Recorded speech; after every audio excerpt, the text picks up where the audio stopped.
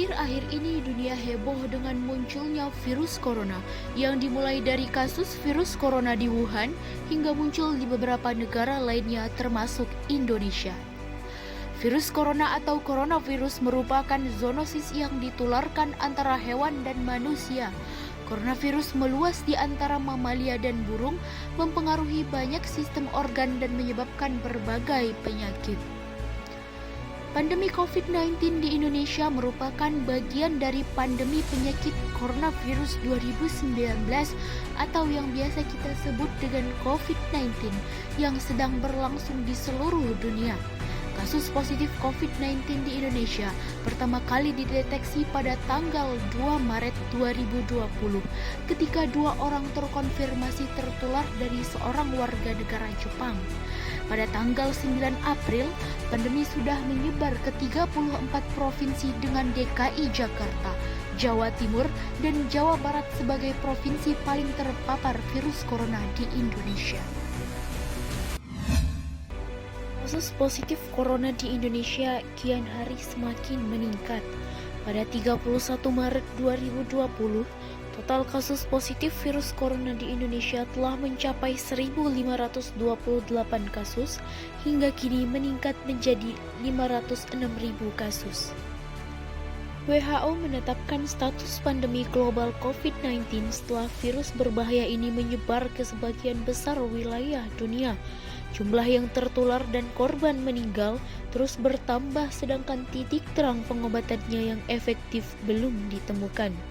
Pengumpulan massa dalam jumlah besar telah dihentikan untuk menghindari proses penularan seperti sekolah, kampus, tempat hiburan, konferensi dan termasuk diantaranya aktivitas ibadah seperti sholat Jumat.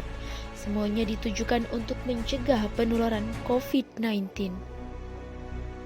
Dalam Islam, wabah virus corona ini merupakan sebuah ujian bagi suatu kaum agar selalu mendekatkan diri kepada Allah Subhanahu wa taala sebagaimana yang diterangkan dalam hadis Bukhari berikut ini.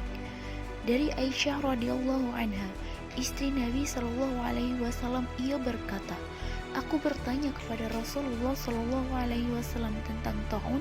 Beliau memberitahukan kepadaku bahwa taun adalah azab yang dikirimkan Allah bagi barang siapapun yang Dia kehendaki dan bahwa Allah menetapkannya sebagai rahmat bagi orang-orang beriman.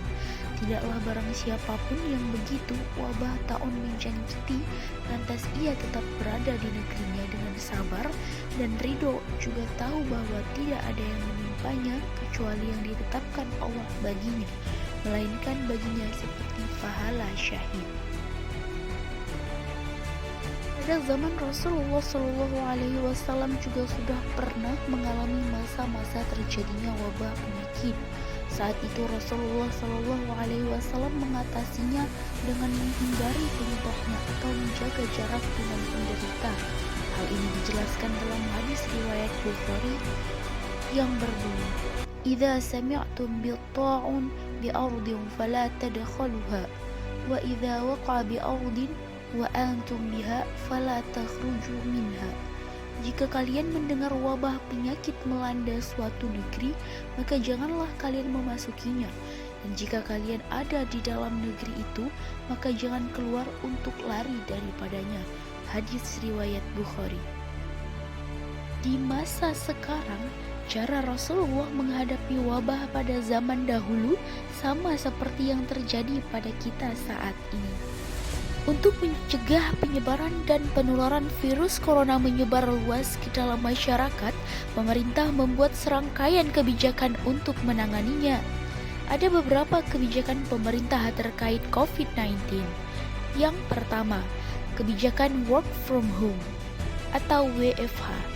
WFH menjadi opsi utama yang disarankan pemerintah pusat sejak kasus positif corona mulai meluas pada Maret 2020. Kebijakan bekerja dari rumah dimaksudkan untuk menghindari penyebaran wabah di tempat kerja dengan mencegah kerumunan dan meminimalkan kontak fisik seperti yang disarankan oleh WHO. Yang kedua, pembatasan sosial berskala besar atau PSBB. PSBB adalah pembatasan aktivitas masyarakat dan penerapan protokol kesehatan yang disertai penegakan sanksi bagi yang melanggar. Seluruh aktivitas dipusatkan di rumah, belajar dari rumah, bekerja dari rumah, dan beribadah di rumah. Dan masih banyak lagi kebijakan-kebijakan pemerintah terhadap kasus corona di Indonesia ini.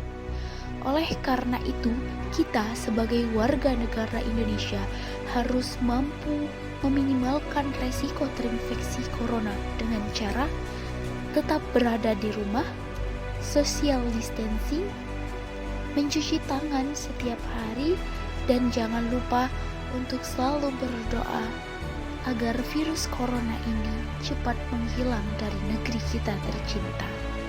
Sekian yang dapat saya sampaikan, lebih dan kurang saya mohon maaf. Billahi taufiq wal hidayah. Wassalamualaikum warahmatullahi wabarakatuh.